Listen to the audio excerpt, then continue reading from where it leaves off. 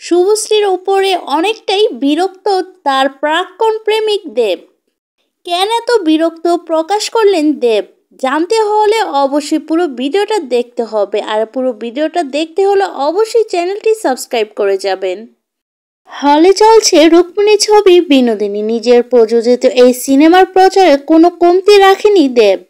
এদিকে আবার সৃজিত মুখার্জি ঘোষণা দিয়েছে নটি বিনোদিনী বানাচ্ছেন, যেখানে প্রথমে প্রিয়াঙ্কা সরকার থাকার কথা ছিল, কিন্তু পরে শুভশ্রীকে নিয়েই এটা তৈরির ঘোষণা দেন সৃজিত মুখার্জি।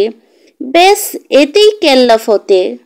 বিনোদিনী চরিত্রে একদিকে দেবের অতীত, আরেকদিকে বর্তমান, এমন শিরোনামের নিউজের পাশাপাশি টলি পাড়াতে কানাঘোষা চলতেছে। এটা নিয়ে এই রাত তোমার আমার ছবির স্ক্রিনে জিজ্ঞাসা করলে দেব বলেন, আমার কাছে একটাই বিনোদিনী যেটা মুক্তি পেয়েছে, অন্যটার ব্যাপারে আমি কিছু জানি না। কথাগুলো বলার সময় দেবের চেহারায় চূড়ান্ত বিরক্তির ছাপ স্পষ্ট ছিল।